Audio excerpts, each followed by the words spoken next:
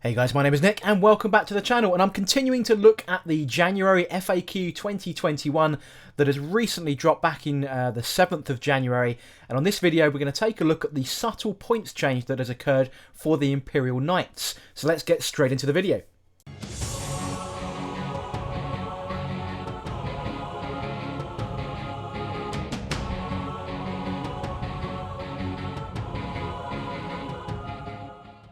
The key thing I want to discuss in this video is around the Armiger, so the baby class Imperial Knight that we can take, which has had a drop in points by just 15 points. Now, what impact does that really have? So, previously to the FAQ, the most Armigers we could take in a single game was 12. So 2,000 points divided by 155, which was the cheapest cost of any of the Armiger class, whether that was a Moirax, Helverin or Warglaive, gave you 12.9 in total.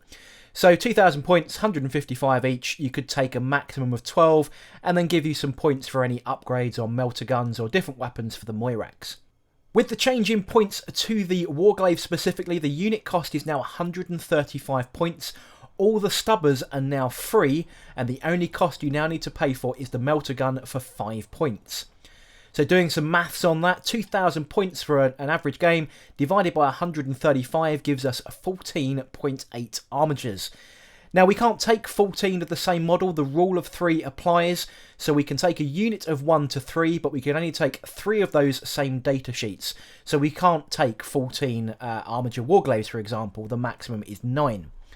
So let's do some crunching of the numbers there. 9 times 135 is 1,215 points, giving us 785 spare. Going back to the original maths then of 155 points for the other models, whether that be a Helverin or a Moirax, 785 divided by 155 is 5 models.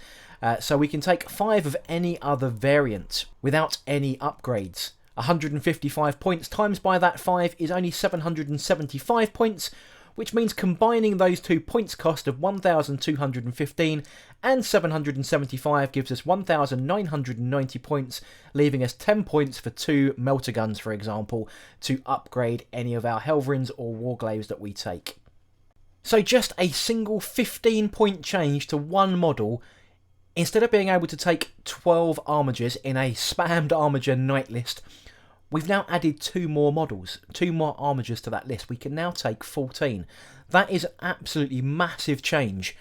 Yes, you are forced to take a lot of Warglaives rather than the Moiraxes, which typically are a little bit better because of some of the weapon options. But adding 2 more models, regardless, to an Imperial Knights Armiger spam list is a huge, huge difference, especially around the way that the game scores, around secondary objectives and so on. It's a big, big change. Combine that with Bring It Down, which means that the secondary objective your opponent is guaranteed to take, they have to take out an extra couple of models in order to fulfill their maximum secondary objectives. So a big, big change, very, very subtle, but does make a big impact into us Imperial Knight players that love our little baby Armigers and want to run a full Armiger list. Adding 2 models is a massive thing. So that's all I really wanted to talk about in this particular video. Armiger spam is back on the table. It was pretty good at 12. Previous editions we had 13. We've now got 14 with just that one tweak.